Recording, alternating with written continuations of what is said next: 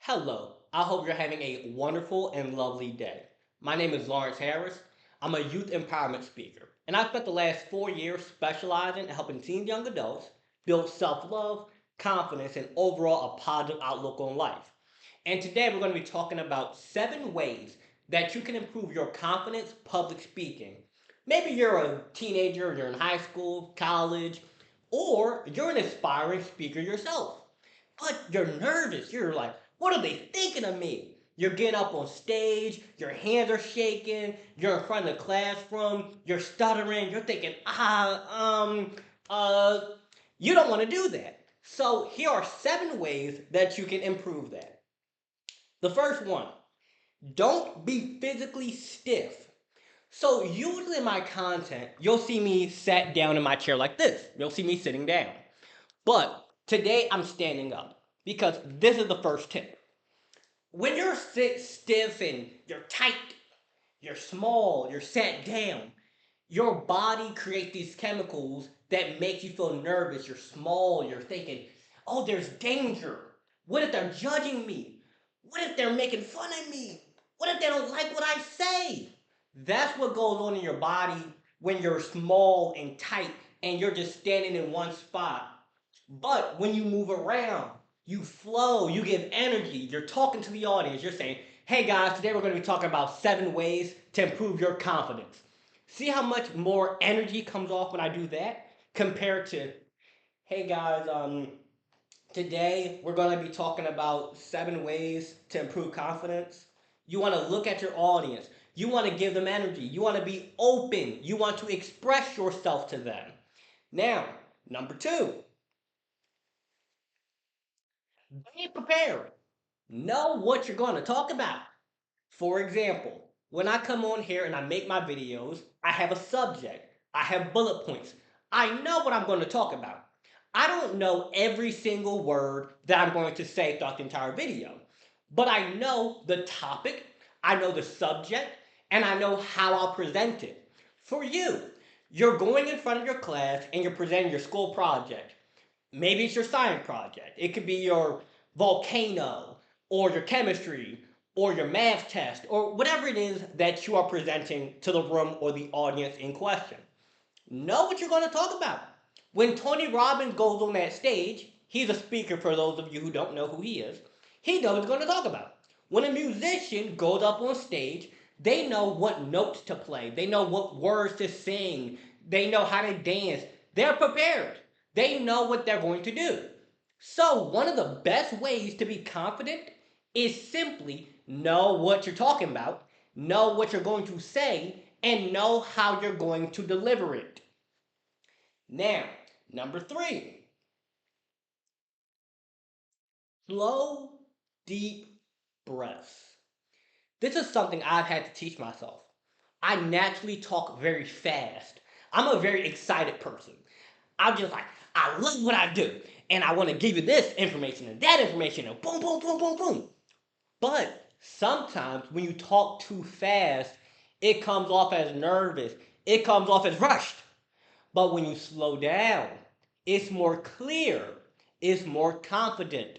It gives the audience time to soak in the information. And this is why you can hear a song and their Rap God by Eminem is a good example, or Busta Rhymes. People like that, or Twista. They rap very fast. It's like word, word, word, word, word, word, word.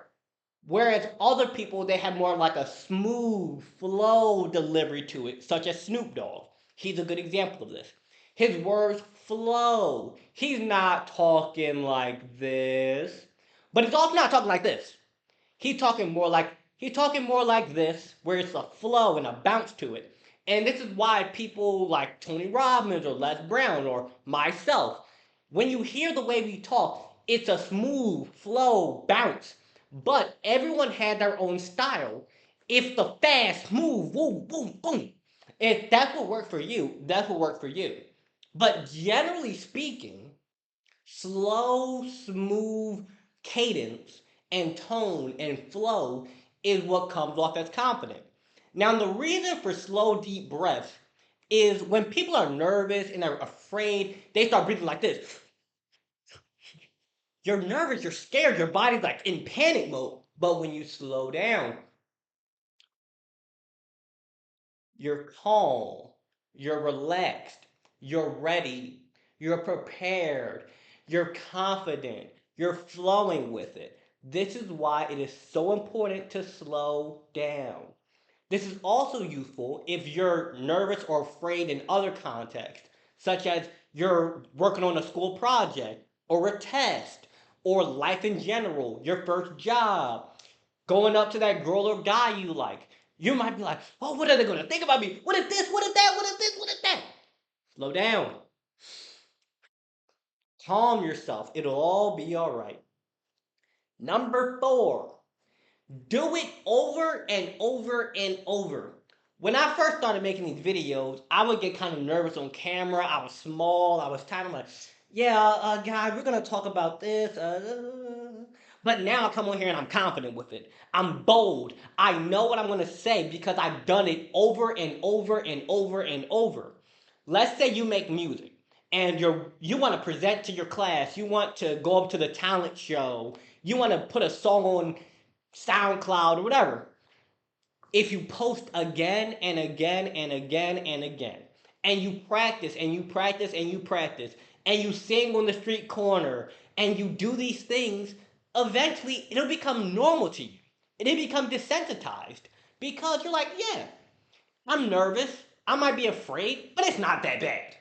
It's not that bad. The worst thing people could say is, I don't like it. The worst they could do. That's the worst they could say. Yeah, there might be people who judge you, or they make fun of you, or they say mean things. But you're confident enough to still keep doing it. And you get used to the feeling of going for it. Because the longer you sit back worried and panicking and, what are they going to think of me? The harder it'll be to start. So, one of the best ways to become better at public speaking is simply do it more often. And the more you do it, the less you'll be afraid because you're more comfortable doing it. The same thing applies to going to the gym, it applies to every aspect in life. One of the best ways to get better at doing something is simply do the thing more often. Number 5, record yourself talking into a camera and watch it. Now, after you record it, you want to sit back and watch it. The first time, you don't want to look at the body language. You want to play the audio, flip it over, and just listen to how you sound. Are you rushing? Are you like, maybe, like, yeah, Then the second time, you want to watch it with no visuals, well, with no audio, only sound. Well, I said that backwards. The second time, you want to watch it and turn off the sound and only watch the body language. So it would be something like this. I tried to play it out for you there. So you want to see the body language. Am I tight? Am I small? Am I bold? Am I confident? Am I energetic? What does the audience hear? That's the first time where you watch it only with the sound without looking at the video. The second time is what does the audience see? And then the third time, you watch it with the audio and with the visual. That way, what does the audience hear and see? Because let's say you're talking like this. Hey guys, we're gonna be talking about this. Such fantastic body language. He's got confident body language. He's bold. He's energetic. But he's talking like this. He's talking quiet. He's talking timid. It doesn't make sense. Or are you talking like this? Yeah, guys, today we're going to be talking about our school project. We're going to be learning about science, and I'm so excited for this. The body language is, hey, the body language is small, but the vocals are big. The vocals are bold. It doesn't make sense. And a lot of times, people have never seen themselves talk. People have never seen how they move. They've never seen how their words and their body connect with each other. So when you see it, you can practice it over and over and over and over. And eventually, the two will match together and you'll be much better at public speaking in whatever context you like to do it. Number 6, and this is a big one, remove Ah, um, like, you know, maybe, kinda, sorta. These words are very common in how we naturally talk to each other. You know, family, friends. Right there, I just did it. Right there, I just said, you know. But I'm not saying that you need to speak in perfect grammatical English unless that's what you want to do. However, listen to this sentence. I'm a doctor. You come in and you say, "Hey doctor, what's the news?"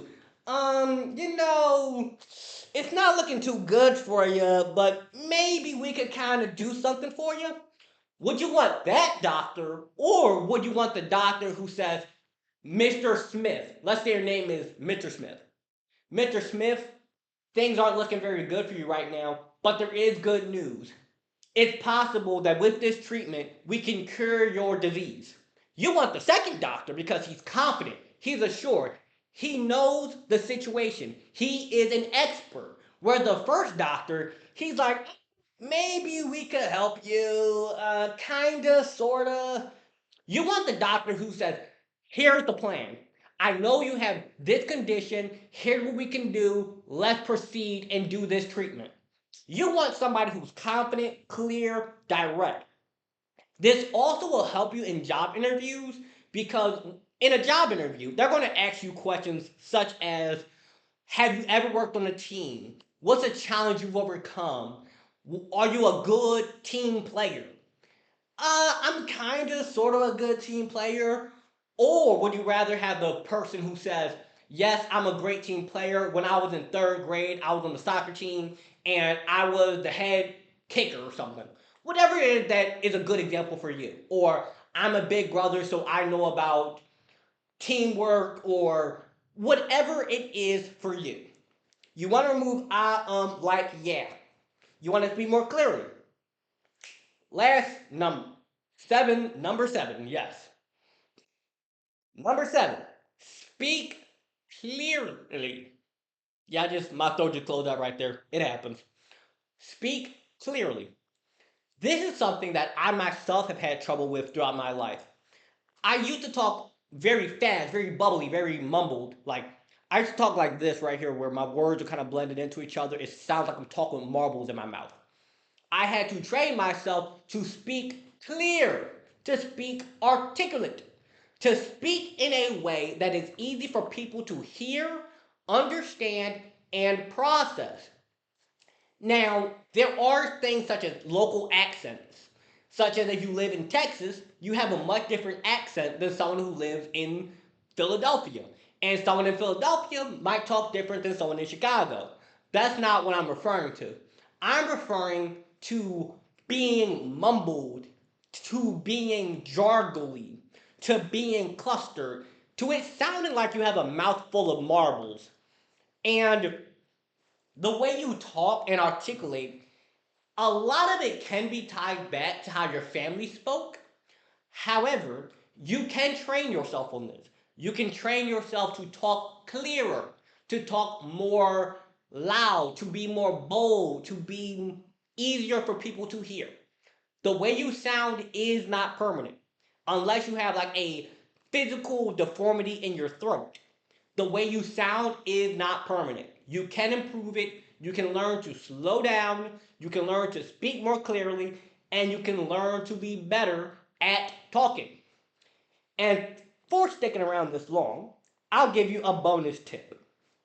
Have fun.